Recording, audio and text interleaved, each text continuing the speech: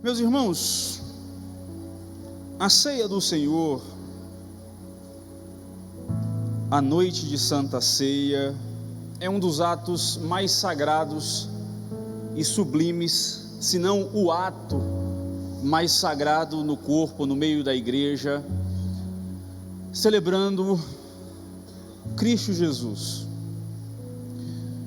O ato da Santa Ceia não pode ser somente mais um culto no mês da igreja, na semana da igreja. A noite de Santa Ceia não pode ser caracterizada somente como um pequeno lanche do cristão. Foi falado hoje de manhã como ao longo das eras a igreja ou as pessoas foram desacreditando de cada coisa com o passar dos anos. E hoje nós estamos em um tempo onde muitos cristãos, por exemplo, não acreditam mais na volta de Cristo. E a celebração da Santa Ceia também é, por exemplo, a esperança, o ato da esperança do retorno de Cristo para buscar a sua igreja, no caso nós. E nós, muitas vezes, ou muitos de nós, menosprezamos o valor da Santa Ceia. Eu conheço pessoas que faltam muitas vezes, caso o seu time vá jogar, por exemplo, em um clássico lá no Barradão ou na Fonte Nova, e nada contra, eu sou torcedor também, mas não me cabe o entendimento de comparar a Santa Ceia. Mas é porque tem mês que vem de novo, mas não sabemos se mês que vem estaremos aqui ou estaremos na bodas do Cordeiro. E nós estamos às vezes tratando a Santa Ceia como mais um culto, como mais um ato, e não como o ato de esperança e de adoração ao sacrifício do Senhor Deus. Então, é sobre isso que eu quero falar com você essa noite, sobre a profundidade da Santa Ceia, um chamado à comunhão. Eu quero que você abra comigo, por favor, a sua Bíblia no livro de 1 Coríntios, capítulo 11.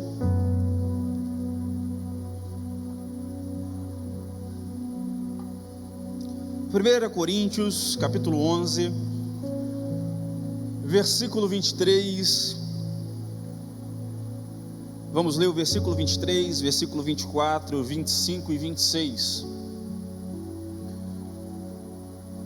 1 Coríntios, capítulo 11, carta de Paulo aos Coríntios. Quem tem dificuldade, pede ajuda ao irmão. Caso não queira, lá no início da Bíblia tem um índice, não se preocupe. Primeira carta de Paulo aos Coríntios, capítulo 11, todos acharam e digam amém. Quem não achou, diz misericórdia. Tem uns dois. Vamos aguardar mais um pouco. 1 Coríntios, capítulo 11, versículo 23.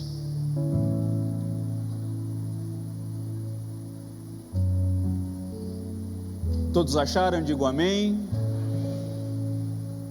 Quem não achou, diz misericórdia. Amém. 1 Coríntios capítulo 11, versículo 23 diz assim: Pois eu recebi do Senhor o que também vos ensinei, que o Senhor Jesus, na noite em que foi traído, tomou o pão, e tendo dado graças, o partiu e disse: Isto é o meu corpo que era entregue por vós, fazei isto em memória de mim. Semelhantemente, depois de cear, tomou o cálice, dizendo: Este cálice é a nova aliança no meu sangue, fazei isso todas as vezes que beberdes em memória de mim. Pois todas as vezes que comerdes este pão e beberdes este cálice, anunciais a morte do Senhor até que Ele venha. Amém? Pode sentar. Quando Jesus diz, façam isto em memória de mim, o desejo do nosso Senhor era agora instituir na igreja a lembrança do seu sacrifício e o amasse cada vez que ceiarmos em seu nome. O ato da Santa Ceia é o ato de lembrarmos com amor, com carinho, o sacrifício de Cristo na cruz do Calvário.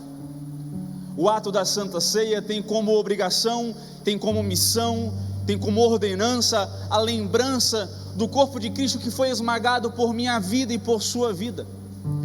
O sangue que foi derramado e escorreu pelo madeiro, pelo meu pecado e pelo seu pecado.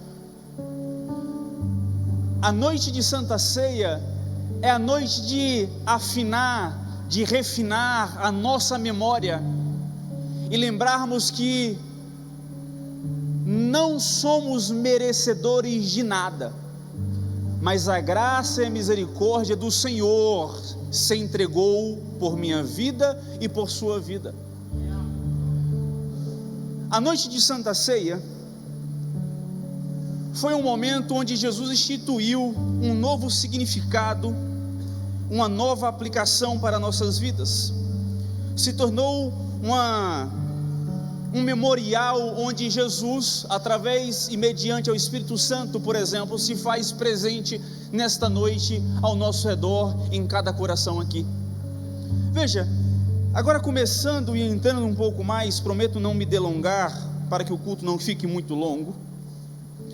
Precisamos compreender aqui o contexto histórico da última ceia. Na noite anterior à crucificação, Jesus celebra agora a Páscoa judaica com os seus discípulos.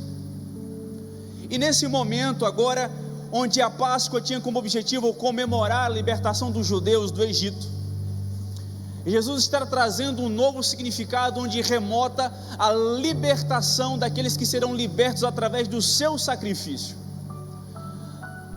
A Santa Ceia naquele momento estavam comemorando o passado, e agora a Santa Ceia comemora continuamente a libertação dos cativos da mão de Satanás.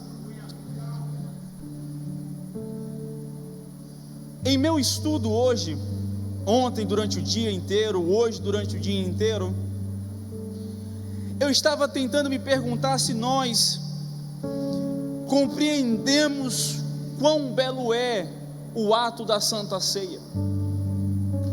É literalmente lembrar daquilo que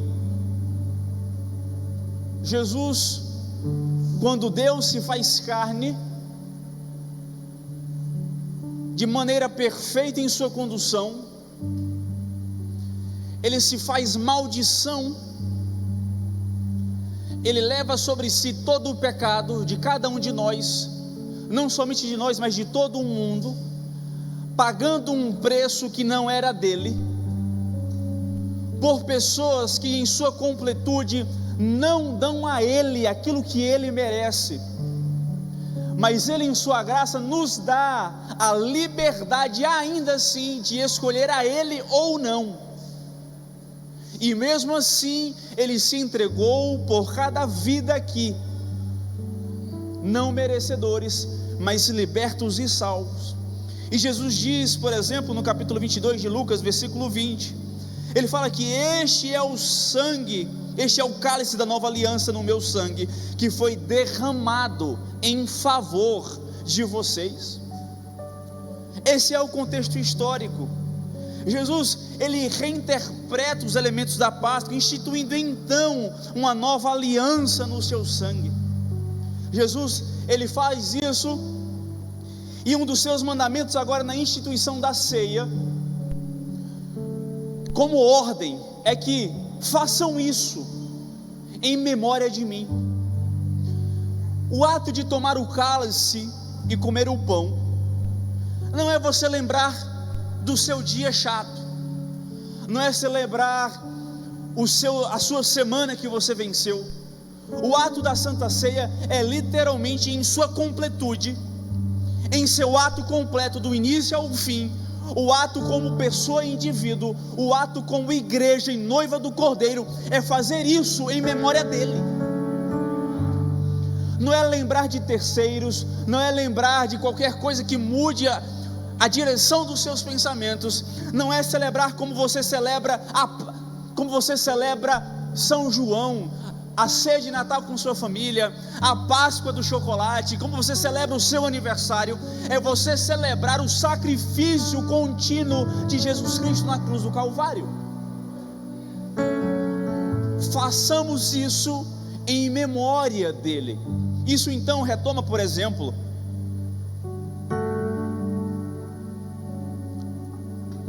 quais são os pensamentos que estão, por exemplo, agora em sua mente. Se você está divagando, está presente como corpo físico, mas sua alma está em qualquer outro lugar, senão diante de Deus prestando culto.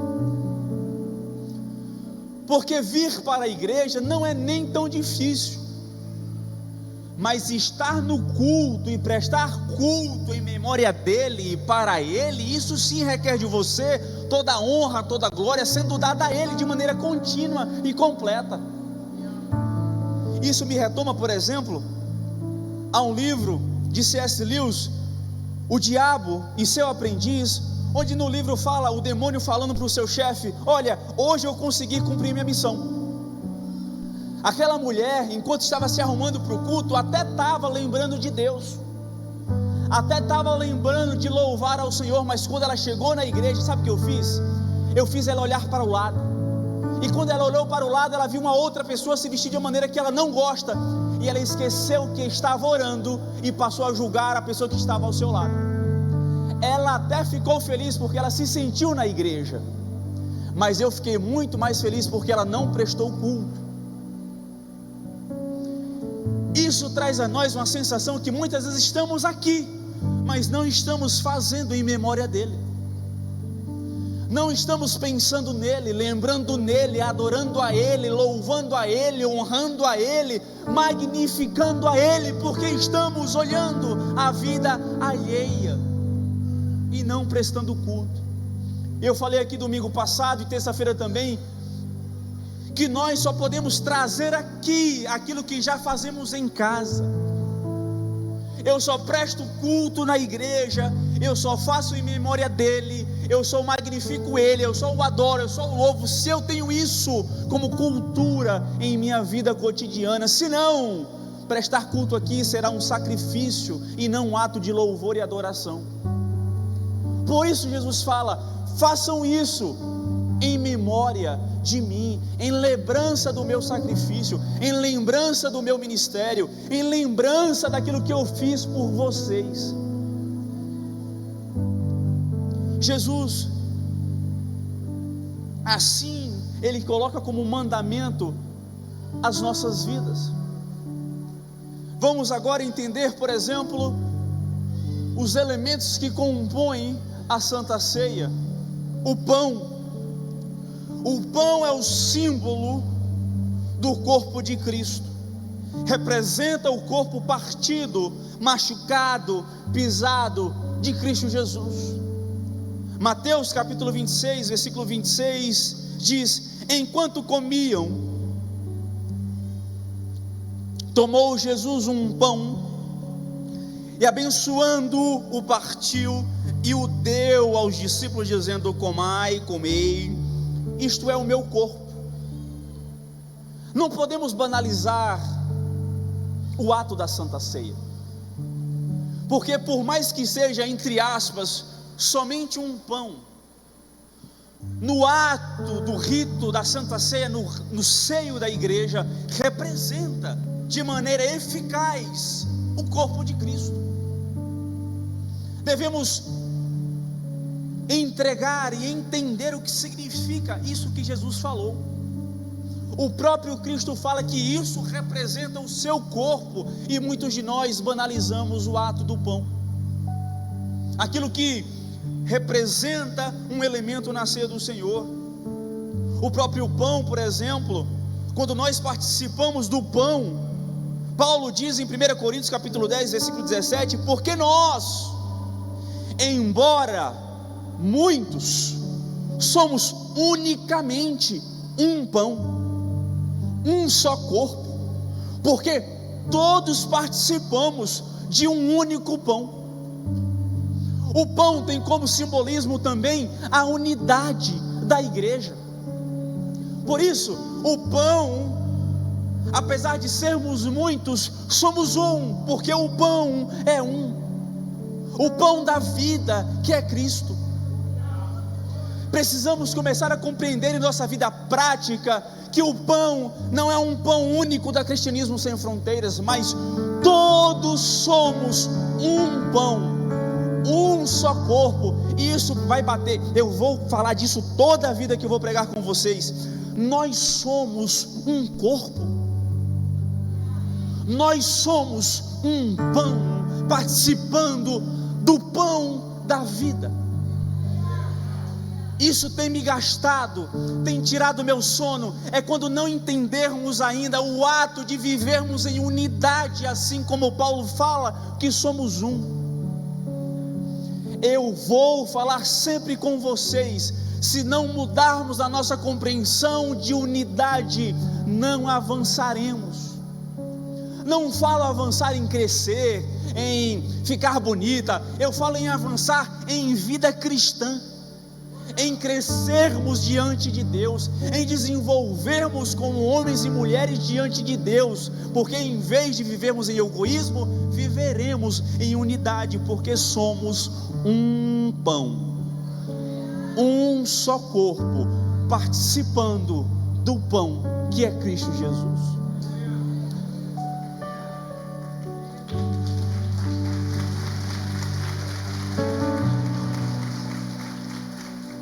O ato do pão não deve ser meramente um ato de externalizar, mas o ato do pão é aquilo que nós somos ou deveríamos ser internamente, como unidade. O cálice, o vinho, é o símbolo do sangue da nova aliança em Cristo, que representa o sangue que foi derramado na cruz do Calvário. Se você puder, depois coloca no YouTube,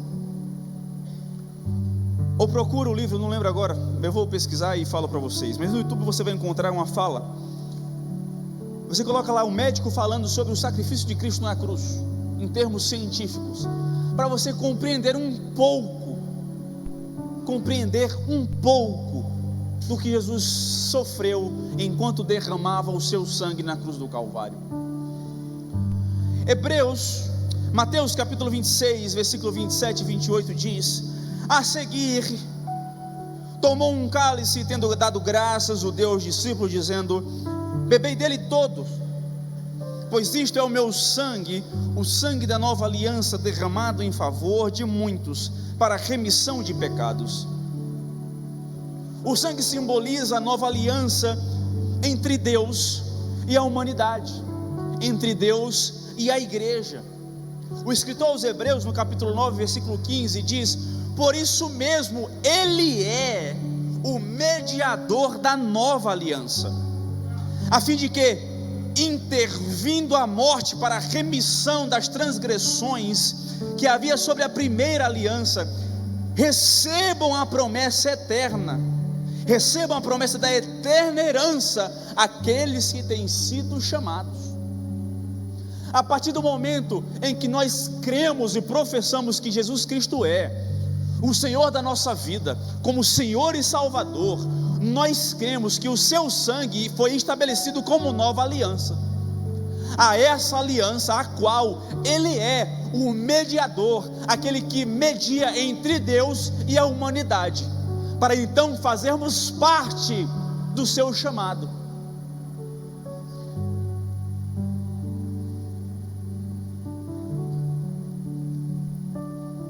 A nova aliança, a antiga aliança não dava certo, porque era da lei. A lei, ela julga os pecados. O pecado gera morte, por isso ela não deu certo.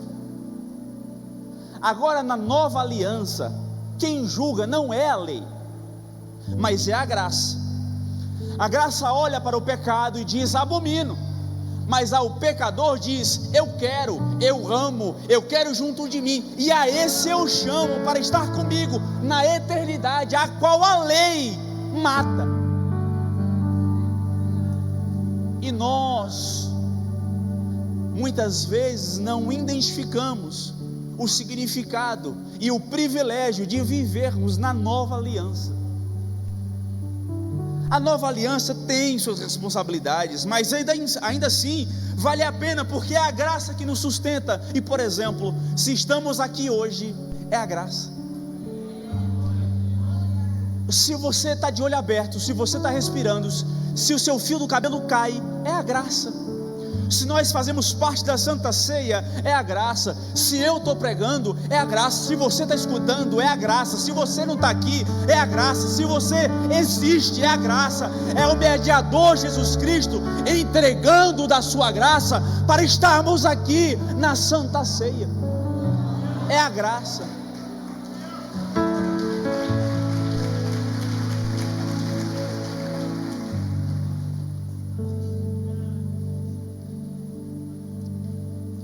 Na antiga aliança, o sumo sacerdote prestava sacrifícios ao Senhor Deus. Veja, era um sumo sacerdote imperfeito, pedindo perdão pelos pecados com o sacrifício de um animal, também imperfeito, para que fosse perdoado os pecados dos judeus, daqueles que faziam parte da antiga aliança. Nesse ciclo não dava certo, porque um imperfeito não podia alcançar a responsabilidade de se colocar no lugar entre eu e você. Eu e você não podíamos e nem podemos ter a capacidade de sacrificar a Deus pelos nossos pecados. Para isso, Deus então estabelece uma nova aliança. O sumo sacerdote agora não é um homem perfeito, mas é Cristo Jesus, a qual Ele é o único capaz de não esconder o pecado, mas pagar o preço total que o pecado precisa ser pago para libertar os cativos que somos eu e você. Agora não é mais um sacrifício incompleto, mas a nova aliança é um sacrifício completo que rege a nossa vida. O sangue é o sangue que nos purifica de todo o pecado. Por quê? Porque não foi um sacrifício em vão ou incompleto, mas um sacrifício completo que nos libertou e nos purificou de todo o pecado. O texto na primeira epístola de João, capítulo 1, versículo 7 diz: se porém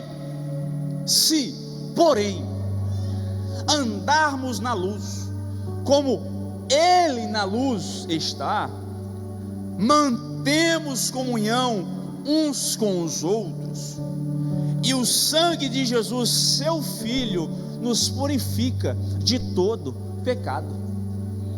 Isso aqui é uma partícula de condição, porque se vocês quiserem andar na luz como Ele na luz está, não somente isso, mas tendo comunhão. Eu falo para vocês o tempo inteiro, a coisa que mais a Bíblia fala, de maneira exagerada, é a comunhão entre os santos. Não cabe no meio da igreja a falta de comunhão. Não podemos de maneira nenhuma ceiar se nós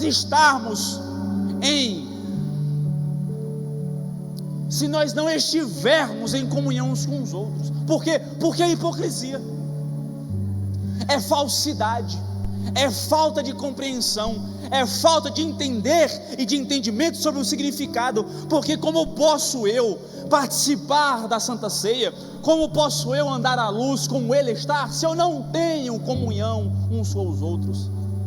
Porque a condição de purificação do pecado é andar na luz como Ele na luz está, e ainda ter comunhão uns com os outros. Com essas duas condições, então seremos purificados de todo o pecado. É o que diz a palavra de Deus.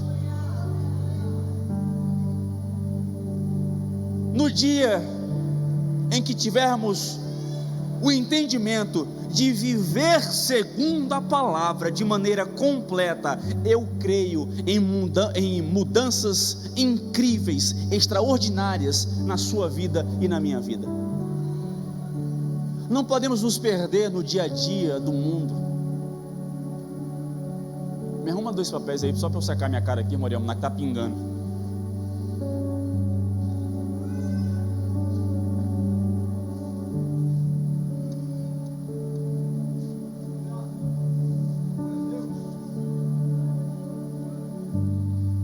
pingando na Bíblia. Tá calor, gente.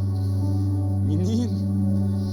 Precisamos entender que o sangue de Jesus, ele pagou e perdoou o seu pecado. Não tem, e isso aqui eu trago para nós, o pior pecador que exista, ainda assim ele foi perdoado e purificado pelo sangue de Cristo Jesus. Não existe o homem pior que não tenha sido alcançado pelo sangue de Cristo e pago o preço dessa vida. Abrindo parênteses, por isso eu e você não podemos excluir, afastar qualquer que seja o pecador pelo pecado. O que cabe à igreja é abraçar, tratar, cuidar, evangelizar, discipular, doutrinar segundo a palavra de Deus. Veja, o significado espiritual da Santa Ceia, primeiro, é a comunhão com Cristo. Se nós ceiarmos, e a Santa Ceia tem como objetivo também a nossa comunhão com Cristo Jesus. Filipenses capítulo 3, versículo 8 a 11, diz: sim, eu achei esse texto aqui muito incrível. Eu liguei para o meu pai ontem, 00:30, falei: pai, Paulo foi meio absurdo. Paulo diz assim: sim, deveras considero tudo como perda, por causa da sublimidade do conhecimento de Cristo Jesus. Comparando ao conhecimento e ao ato de conhecer a Cristo, o resto, Paulo diz, é perca, não presta para nada. Meu Senhor, por amor do qual perdi todas as coisas e as considero como refúgio. Em outras versões aí está como esterco, como lixo, como coisas desagradáveis. Paulo está dizendo que por amor a Cristo Jesus, do qual perdi todas as coisas, estas coisas que eu perdi considero como esterco. É o que Paulo está dizendo, que tudo que ele perdeu por amor a Cristo, ele considera como esterco. Imagine a compreensão do amor de Paulo a Cristo. Ele diz assim: ó, eu perdi tudo por amor a Cristo, e tudo o que eu perdi, no final das contas, eu não considero nada, porque é adubo. É Paulo falando para nós sobre a sua comunhão com Cristo. Bora, do qual perdi todas as coisas, considero como refúgio, para ganhar a Cristo e ser achado nele, não tendo justiça própria, não sendo pela minha força, não sendo pelo meu esforço, que procede da lei, senão a que é mediante a fé em Cristo, é por ele, a justiça que procede de Deus, baseada na fé, para o conhecer. E Paulo continua: e o poder da sua ressurreição, e a comunhão dos seus sofrimentos, conformando-me com ele na sua morte, para que, de algum modo, alcançar a ressurreição dentre os mortos. Vou explicar. Quando Paulo fala que estar com ele em comunhão dos seus sofrimentos, a palavra aqui é pátema, que significa aquilo que alguém sofre, ou externamente, infortúnio, calamidade dos sofrimentos de Cristo, ou seja, participar também das aflições que os cristãos devem suportar pela mesma causa que Cristo sofreu. Ter comunhão com Cristo não é somente abrir o quarto, fechar a porta e orar ao Pai em secreto. Deixa eu contar uma novidade: comunhão com Cristo não é somente vir à igreja. Ter comunhão com Cristo não é somente orar o Pai Nosso todo dia quando acorda, todo dia quando vai dormir. Ter comunhão com Cristo não é somente levantar a mão para o céu e adorar. Ter comunhão com Cristo também é participar do sofrimento que Ele sofreu. é sofrer o que ele sofreu pela causa da igreja. É o que Paulo está dizendo, que eu me agrado em sofrer o que ele sofreu, para que eu possa me achar nele. É o que Paulo está dizendo.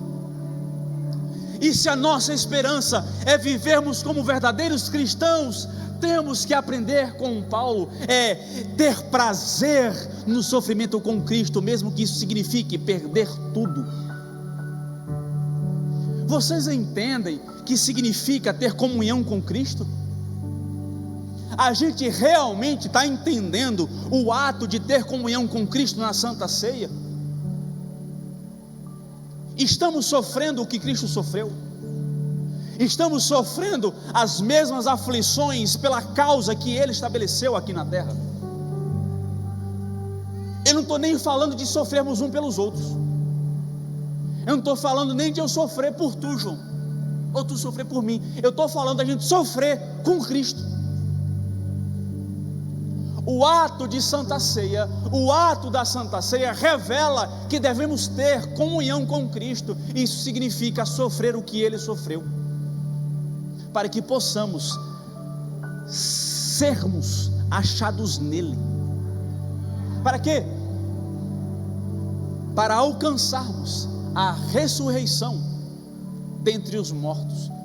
Tudo isso é para o dia final, quando a igreja será arrebatada e ressuscitada dentre os mortos, juntamente com Ele nos céus. Tudo isso é para esse objetivo. A igreja precisa lembrar da volta de Cristo. A igreja precisa agora, externamente, todos os dias, pensar no retorno de Cristo. Por quê? Porque será como nos dias de Noé, assim falou hoje de manhã em nossa pregação. Estarão comendo, estarão bebendo, estarão se dando em casamento, e não verão quando Cristo vier buscar a sua igreja. Gente, abre um parênteses, a gente não está desse jeito, trabalhando demais, correndo demais, pagando conta demais, comendo demais, bebendo demais. Na folga a gente dá uma saída, vai na praia, mas a gente não lembra que Jesus pode voltar ainda hoje. A gente está levando na brincadeira, empurrando com a barriga. Jesus não veio não, tem 2000 anos, vai mais uns 3. Jesus pode voltar ainda hoje, e essa é a esperança que deve queimar no teu coração. Não é movimento, não é, sei lá, qualquer coisa que enche o teu coração, mas o que deve queimar no coração da igreja é a esperança do retorno de Cristo para buscar a sua igreja. O ato da comunhão da Santa Ceia também requer comunhão com a igreja e entre a igreja, a unidade do corpo. Paulo fala em 1 Coríntios capítulo 10, versículos 16 e 17: porventura, o cálice da bênção que abençoamos não é a comunhão do sangue de Cristo? O pão que partimos não é a comunhão do corpo de Cristo? Porque nós, embora muitos, somos unicamente um pão, um só corpo, porque todos participamos do único pão. Veja, os crentes participam de um relacionamento vertical com Cristo, e os crentes precisam participar de uma comunhão horizontal com aqueles que formam o corpo da igreja, corpo a qual Jesus é a cabeça, formando. Veja, Jesus Cristo, Ele tem como objetivo, através da Santa Ceia, a comunhão entre nós. Nunca vai ser redundante o ato de falar sobre a comunhão entre nós. Isso é algo que parece mãe falando com o menino: não faz, não faz, não faz. Tem que falar toda hora, porque a gente esquece que não deve fazer. Não pode haver entre nós a falta de comunhão. Não pode haver entre nós fofoca, briga. Não pode. Não pode. Não pode haver descontentamento entre uma igreja e outra, pelo amor de Deus. Agora a fala é para Cristianismo Sem Fronteiras. Que caia por terra a mania de falar da igreja da onde você veio. Que caia por terra a mania de falar de crente de outra igreja. Eu não sou pastor de outra igreja, eu sou pastor daqui. Eu vou ser responsável por aquilo que eu falo a vocês. Não pode haver entre nós falta de comunhão entre o irmão que senta aqui com o irmão que senta lá. E não escolhe o lado da igreja porque gosta do lado, é porque o outro está do outro lado oposto, então eu não vou sentar perto dele. Não pode. E mesmo que você esteja no teu trabalho, que é um lugar mundano, que você não tenha falta de comunhão com quem está lá, que você seja exemplo de cristão. É muito comum, é falta de entendimento também de alguns, mas aquilo que você faz, aquilo que você fala, vão dizer, mas não é crente. E a pessoa não é crente, a pessoa não congrega, a pessoa não sabe qual é a luta de ser crente todo dia, mas ela tem a audácia de falar, mas tu não é crente? Não basta sermos crentes, temos que parecer também. Em nossa fala, em nosso ato de comunhão uns com os outros, e lá fora temos que exalar o espírito de alguém que serve a Deus e que vive uma vida cristã baseada e pautada na palavra. Veja, na Santa Ceia temos como momento também a resolução de conflitos e buscarmos a reconciliação uns com os outros. Mateus capítulo 5, versículo 23 e 24 diz: se pois, presta bem atenção, se pois, ao trazeres ao altar a tua oferta, ali te lembrares de que teu irmão tem alguma coisa contra ti, não é tu que tem contra o teu irmão, é teu irmão que tem contra ti, deixa perante o altar a tua oferta, vai primeiro reconciliar-te com ele, e então volta e faze a tua oferta. Olha só, se quando você for ofertar o teu culto, se quando você for prestar o teu culto ao Senhor diante dele, você se lembrar de alguém que está em contenda contigo, deixa o teu culto perante o Senhor, vai nele, se reconcilia, pede perdão, perdoa, libera a mágoa, larga a mão de ser chato, abraça, e então depois volta e presta o teu culto. É o que a Bíblia está dizendo, é o que a Santa Ceia dá a nós, a oportunidade de nos reconciliarmos uns com os outros. Então deixa eu te falar, se você agora se lembrou de alguma contenda, se tiver ao teu alcance, liga, dá um jeito e pede perdão, mesmo que você não tenha feito, porque Jesus não fez nada, mas entregou a sua vida por mim e por você. Quem somos nós para não liberar aquilo, mesmo que não tenhamos feito? Olha que interessante o que a Santa Ceia revela a nós.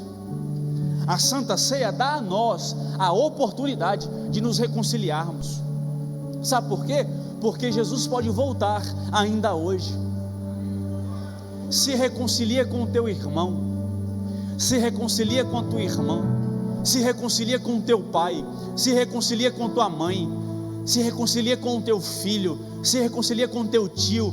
Qualquer que seja o nível de relacionamento que esteja em contenda, resolve o teu BO antes de entregar culto ao Senhor.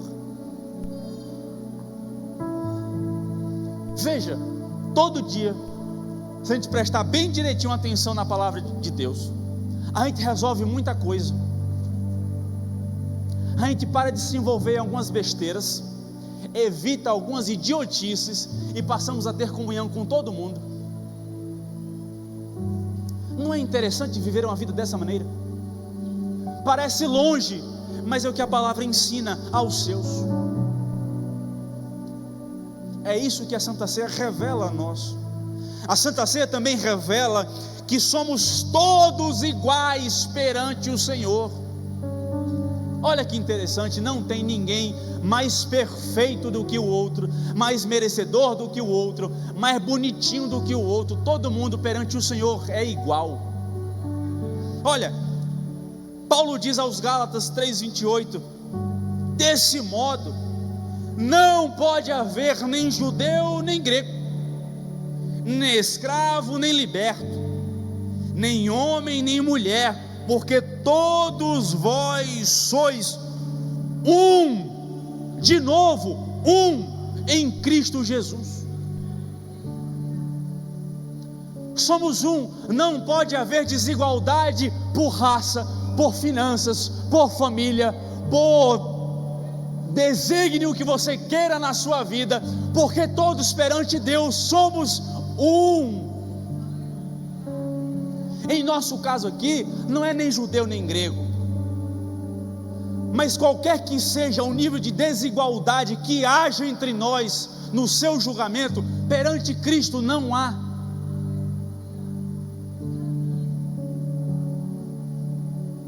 Para mim isso aqui está autoexplicativo. A gente gasta muito tempo explicando aquilo que já é óbvio. Não deve haver desigualdade no meio da igreja, e você como cristão lá fora não pode tratar como desigual o teu irmão, porque ele ainda não foi alcançado pelo amor de Cristo. Precisa recair sobre nós a responsabilidade de vivermos segundo a palavra de Deus, e a Santa Ceia dá a nós o entendimento que somos iguais perante Deus. Por quê? Porque todos pecaram. Todo mundo aqui pecou. Eu e tu pecamos ao ponto de não sermos capazes de pagar o preço pelo nosso pecado que cometemos. Agora imagine você andando dessa maneira, tratando o outro que é igual a tu como desigual. A Santa Ceia revela a nós a igualdade do seu corpo. Vamos seguir. Por último, em último lugar, e concluo.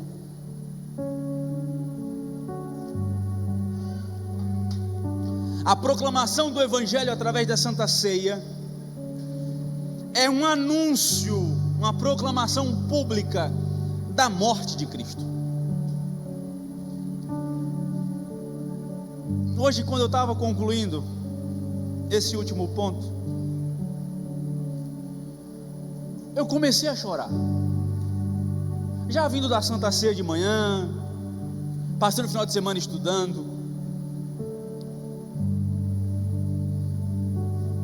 mas Deus é tão lindo, Jesus é tão magnífico e perfeito em sua bondade, que eu fico me perguntando às vezes o porquê. E hoje de manhã o pastor Josué falou, é só ler Gênesis, a história de Noé, que Deus quis acabar com tudo, Ele ia resetar, Ele ia destruir tudo,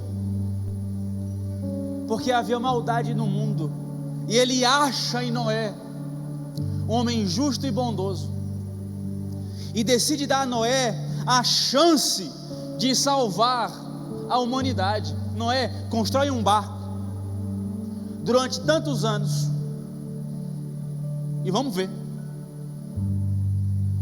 e Noé constrói,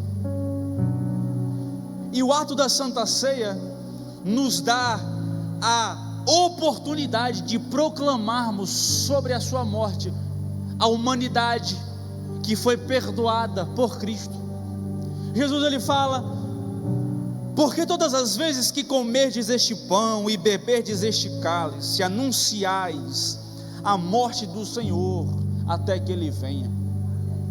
Quando nós como igreja ceiamos ao Senhor, nós estamos anunciando ao mundo e proclamando a sua morte, a morte que pagou o pecado do mundo. Literalmente ensinando e proclamando que quando comem e bebem do copo, do pão, estamos proclamando a morte de Cristo. Veja, Paulo nos faz lembrar dos benefícios espirituais que vieram e que vêm continuamente através do ato do sacrifício de Jesus na cruz do Calvário.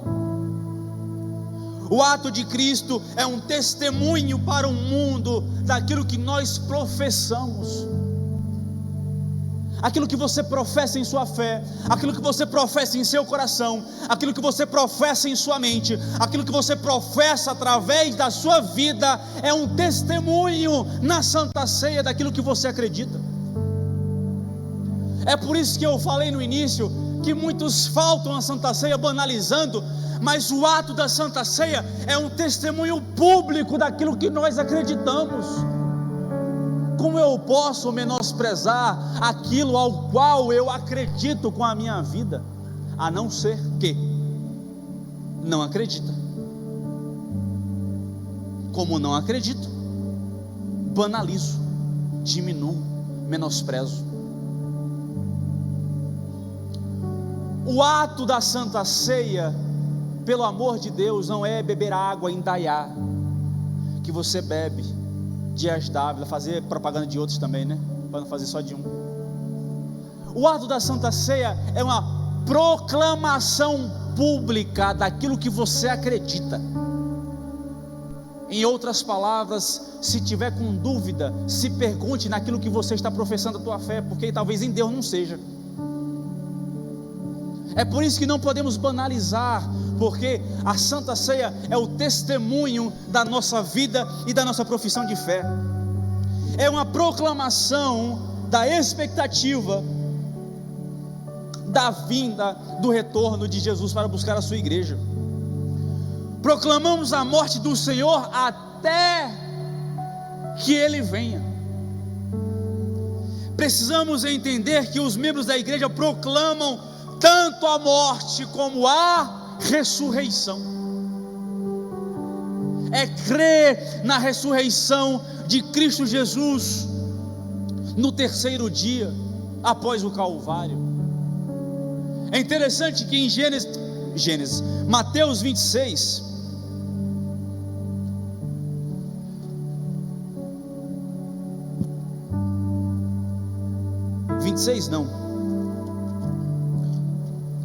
Mateus 28, quando Maria Madalena e os discípulos vão entrar no sepulcro para ver que não acharam o corpo de Cristo, o texto da Bíblia diz muito claramente que os lenços que cobriam o rosto de Jesus estavam dobrados. Interessante que é um detalhe que nós passamos de maneira às vezes despercebida, mas a cultura judaica diz que quando o judeu sentava-se à mesa, quando ele terminava de comer, ele pegava o pano e jogava de maneira desorganizada. Mas quando aquele que estava comendo tinha a intenção de continuar comendo ou de voltar a comer, ele dobrava o lenço que usava para limpar o seu rosto. Quando os discípulos entram no sepulcro e vê o lenço do rosto de Cristo dobrado, é uma proclamação de Jesus dizendo: eu ressuscitei, mas voltarei para cumprir aquilo que comecei. Jesus, ele não terminou a sua obra na primeira vinda. Ele deixou para a sua igreja um ato que proclama a sua volta, o seu retorno para buscar a noiva do Cordeiro. Precisamos entender que a Santa Ceia é a oportunidade de proclamar a volta de Cristo Jesus. Não podemos nos aquietar A igreja está se aquietando em sua proclamação. Está vindo, mas fica quieta. Está vindo, mas fica em silêncio. Está andando pelo mundo, mas está em silêncio. Isaías capítulo 62, 1 diz: por amor de Sião, não me calarei. Por amor de Jerusalém, não me aquietarei, até que saia a sua justiça como um resplendor, e a sua salvação como uma tocha acesa. A igreja tem que andar como Isaías, por amor a Deus, por amor ao mundo, por amor ao reino, por amor ao corpo. Não me aquietarei, não me calarei, mas continuarei proclamando até que o Senhor venha. A chama não pode se apagar em nosso coração. Precisamos proclamar a volta de Cristo, e nós estamos esquecendo de pregar, de estudar, de proclamar, de ler, de buscar a face do Senhor até que Ele venha. É interessante que tem uma música que às vezes a gente canta aqui, e nessa parte dessa música eu paro de cantar, porque a música fala que até que o Senhor venha, eu gastarei a minha vida. Até que o Senhor venha, eu não vou parar. Já parou para pensar que depois que a gente para de cantar, a gente já parou de fazer tudo aquilo que a gente cantou? Só que na igreja, ou deve ser na igreja, a obrigação de não se aquietar, de não se calar, até que Ele venha. E para concluir, na Santa Ceia temos a esperança da ressurreição. A ceia do Senhor aponta para a esperança da ressurreição e da vida eterna. João capítulo 6, versículo 54 diz: quem comer a minha carne e beber o meu sangue tem a vida eterna, e eu ressuscitarei no último dia. A Santa Ceia tem como objetivo nos dar a esperança também da ressurreição do último dia, ou no último dia. A promessa de uma futura comunhão com Cristo na eternidade, porque Jesus fala: digo-vos, desta hora em diante não beberei deste fruto da videira. Jesus falou, depois de cear a última vez, antes do seu sacrifício na cruz do Calvário, antes do Calvário, Ele fala: não beberei mais deste fruto da videira, até aquele dia que o hei de beber de novo, convosco, no reino do meu Pai. Se nós estamos esperançosos em ceiarmos uns com os outros, imagine comigo ceiarmos juntamente com Jesus.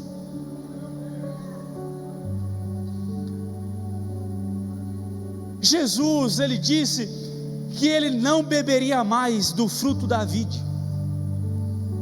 Imagine Jesus agora no céu, olhando para mim e para você, que temos a oportunidade de participarmos da Santa Ceia, e Ele está lá cumprindo a sua promessa: não beberei até aquele dia que eu estarei convosco no reino do meu Pai.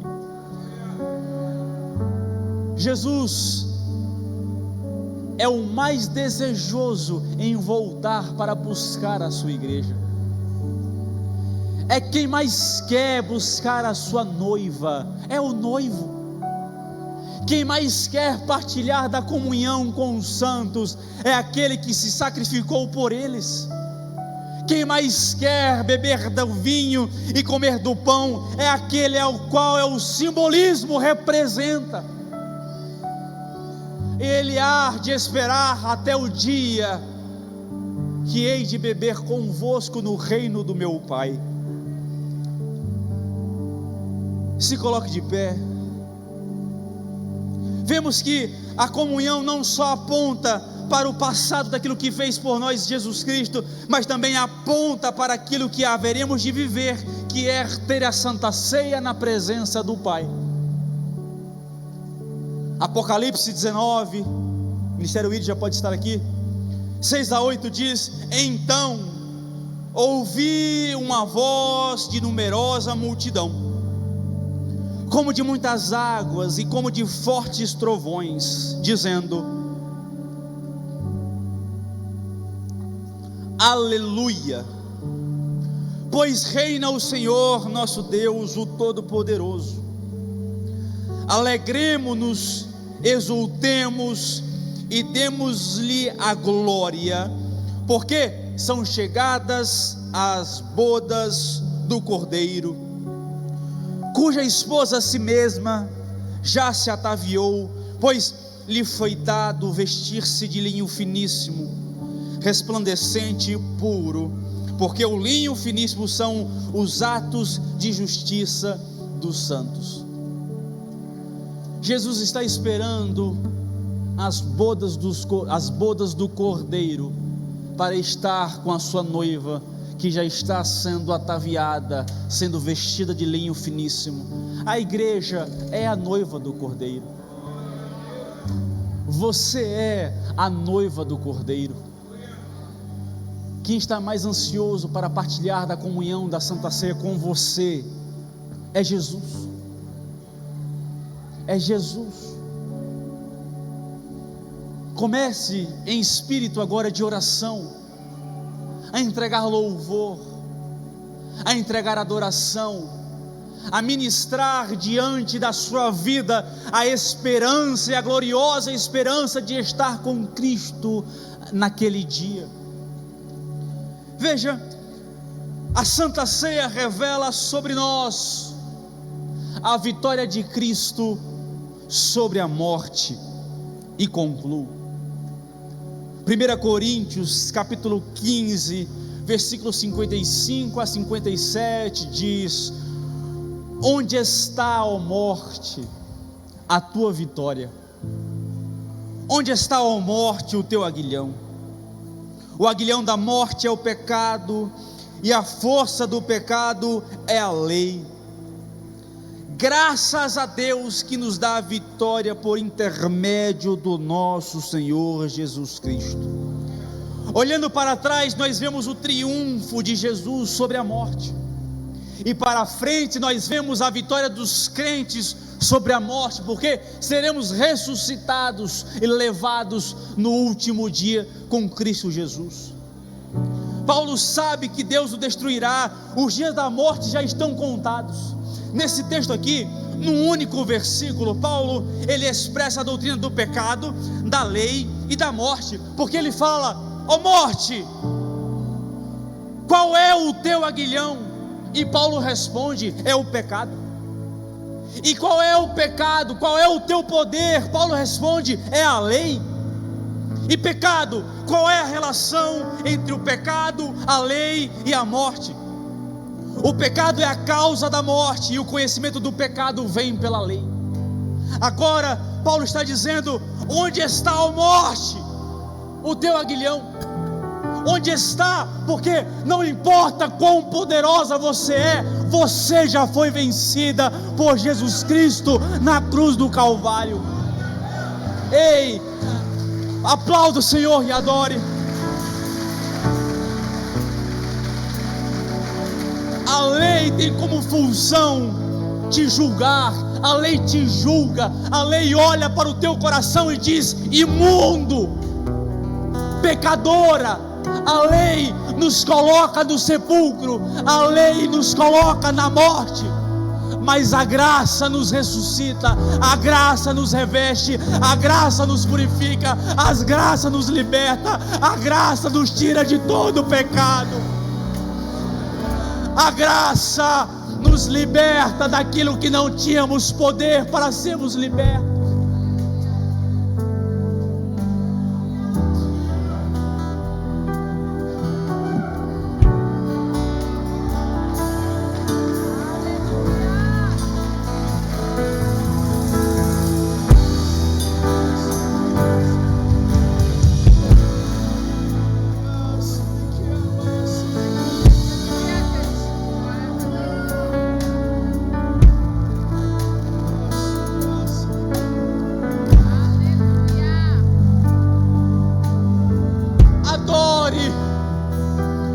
a morte não tem poder sobre nós. Aquilo que o homem mais teme, que é a morte, Jesus está dizendo: eu venci a morte. Jesus está dizendo: não importa, haverá um dia que eu ressuscitarei. Por quê? Porque eu tenho poder sobre ela. Ei, deixa eu te falar e concluo, prometo. Apocalipse capítulo 1, versículo 17 e 18. Quando o vi, caí aos seus pés como morto. Porém ele pôs a mão sobre mim, a mão direita, dizendo: não temas, eu sou o primeiro e o último, e aquele que vive. Estive morto, mas eis que estou vivo pelos séculos dos séculos, e tenho as chaves da morte e do inferno.